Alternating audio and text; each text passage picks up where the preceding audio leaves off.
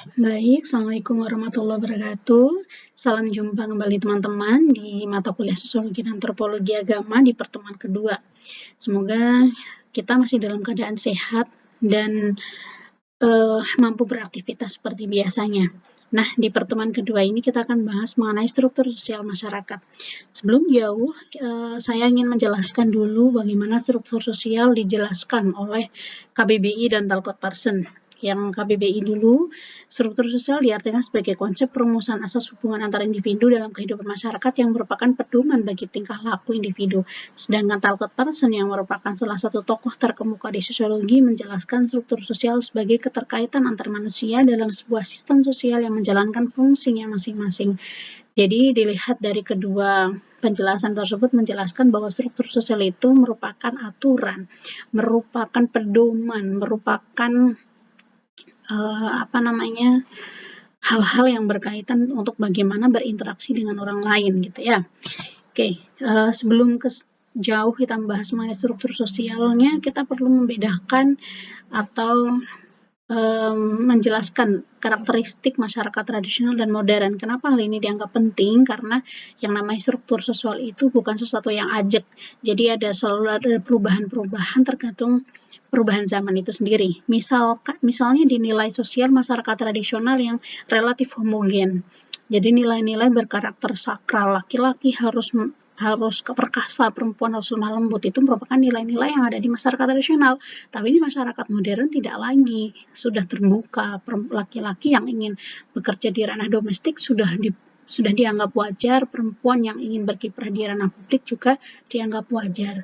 Nah, kemudian di norma sosial, jadi ada perbedaan ya, nilai itu sesuatu yang dianggap baik di masyarakat, norma itu sesuatu yang menjadi aturan di masyarakat. Misalnya aturan di norma-norma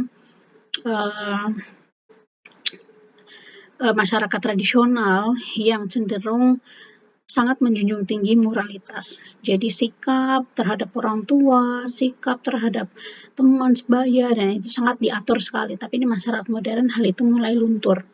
Kemudian orientasi waktu, apa yang terjadi pada masa sekarang dikait-hubungkan dengan masa yang lalu oleh masyarakat tradisional. Saya analogikan misalnya kesalahan nenek-nenek kita itu akan berakibat buruk atau menjadi karma bagi masyarakat hari ini. Tapi di masyarakat modern tidak melihat itu.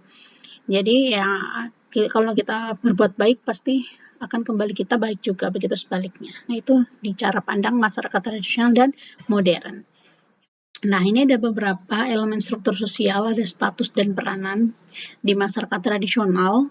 Misalnya, masyarakat tradisional itu sangat melihat ascribe status. Zaman dulu ketika masih ada keraton, masih ada kerajaan, jadi keturunan raja itu memiliki prestisnya sendiri. Tapi hari ini di masyarakat modern, prestis itu bisa dicari dengan cara apa? Dengan cara meningkatkan skill melalui pendidikan, dengan cara bekerja keras, dan lain sebagainya. Kemudian ada hubungan-hubungan sosial. Secara tipikal di Indonesia, hubungan primer masyarakat tradisional itu sangat segala sesuatu itu menjadi tanggung jawab keluarga misalnya. Tapi kalau masyarakat modern tidak, karena segala sesuatu sekarang sudah sangat terbuka, baik pada keluarga, teman, kolega, bahkan negara gitu ya. Kemudian stratifikasi sosial di masyarakat tradisional itu cenderung tertutup, sulit untuk mobilitasnya tuh naik dan turun. Karena contohnya di masyarakat India yang masih mengenal kasta gitu ya. Nah, itu sulit sekali untuk masyarakat tradisional itu merubah stratifikasi sosialnya. Sedangkan masyarakat modern sebaliknya. Siapa yang ingin di atas, dia harus bekerja lebih daripada orang lain. Jadi sangat terbuka. Jadi tidak terbatas pada suku, tidak terbatas pada agama dan lain sebagainya, tapi kemampuan dirinya atau achieve status. Kemudian komunikasi sosial. Kalau zaman dulu komunikasi transaksi harus bertatap muka langsung, tapi zaman sekarang karena perubahan zaman dan kemajuan teknologi, transaksi bisa dilakukan tanpa harus tatap muka, telepon, internet, dan lain sebagainya. Nah, kita melihat peranan di masyarakat sosial seseorang gitu ya, dibatasi oleh perannya masing-masing. Misalnya seorang perempuan ini ya, dia di komunitas ras, dia didefinisikan sebagai ras Latin. Kemudian perannya di sekolah misalnya dia sebagai murid atau mahasiswa gitu ya. Di kantornya dia dianggap sebagai pegawai. Nah, hal ini juga teman-teman miliki ya, rasakan juga. Misalnya kalian di kampus sebagai mahasiswa perannya, kalian di rumah sebagai anak bagi keluarga. Di pertemanan kalian dianggap sebagai teman. Teman juga memiliki stratifikasi, ada teman close friend misalnya yang sangat apa-apa diceritakan, dan ada juga teman yang tidak close friend, artinya ya yang cuma buat kungko-kungko doang gitu. Misalnya ada stratifikasinya, dan itu peran masing-masing memiliki sikap yang berbeda. Sikap terhadap keluarga misalnya itu berbeda dengan sikap terhadap teman gitu ya. Kemudian ini ada beberapa peran sosial, penjelasannya, kelompok, jaringan sosial, dunia virtual, institusi sosial yang tidak bisa terlepas ketika membahas mengenai struktur sosial. Nah, di gambar tersebut sebelah kiri ada social institution, di mana masing-masing family, education, government, economic, religion ini memiliki value-nya masing-masing. Religion misalnya memiliki doktrin agama terhadap masyarakat penganutnya. Makan babi tidak diperbolehkan bagi masyarakat muslim, makan babi diperbolehkan bagi masyarakat non-muslim. Nah, itu ajaran agama yang berkontestasi dalam social institution. Ada education, ada family, nilai-nilai yang dibawa dalam keluarga masuk dalam diri kita menjadi sebuah nilai yang kita bawa untuk berinteraksi dengan orang lain. Misalnya begitu. Kemudian ada struktur sosial, kelompok, institusi, peranan sosial, status sosial yang juga masuk cara pandangnya itu berkontestasi dalam arena struktur sosial.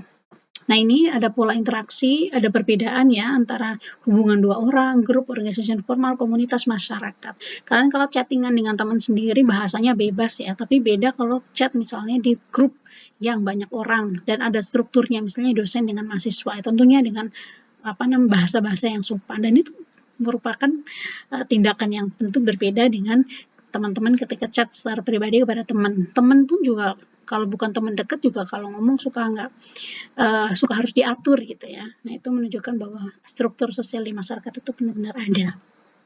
Lembaga sosial, keluarga, ekonomi, pendidikan, kesehatan, dan pemerintah. Nah, teman-teman tersebut menjelaskan mengenai struktur sosial di mana perlakuan atau sikap kita di dalam sebuah institusi sosial itu berbeda. Di keluarga, sikap terhadap orang tua tentu beda. Ketika di ekonomi dengan pelanggan misalnya. Nah, bahkan bentuk-bentuknya juga berbeda. Misalnya di masyarakat desa lebih cenderung pada pertanian, masyarakat modern lebih cenderung pada pegawai atau jasa. Pendidikan, masyarakat tradisional masih sangat melihat bahwa non formal itu menjadi salah satu alternatif yang sangat diperhitungkan, sedangkan di masyarakat modern pendidikan formal itu sangat dianggap penting. Kemudian kesehatan, masyarakat tradisional cenderung tidak terlalu melihat kesehatan sebagai sesuatu yang penting ya, artinya ya segala sesuatu tidak usah bisa selesai dengan pengobatan alternatif misalnya. Masyarakat modern sudah melihat bahwa kesehatan itu penting dan bisa dipelajari dan bisa diaktualisasikan dalam teknologi hari ini. Pemerintahan dalam tradisional itu skalanya kecil, misalnya kerajaan ini menguasai daerah ini. Nah, tapi kalau sudah modern itu kompleks, jadi ada perubahan nilai dan juga intervensi. Dulu masyarakat tradisional kerajaan hanya meminta upeti, tapi kalau di masyarakat modern ada undang-undang, ada GBHN dan lain sebagainya yang mengatur masyarakat. Nah, demikian teman-teman penjelasan saya mengenai struktur sosial masyarakat. Kita lanjutkan di e-learning untuk diskusi. Terima kasih. Sampai jumpa, jaga kesehatan, dan Assalamualaikum warahmatullahi wabarakatuh.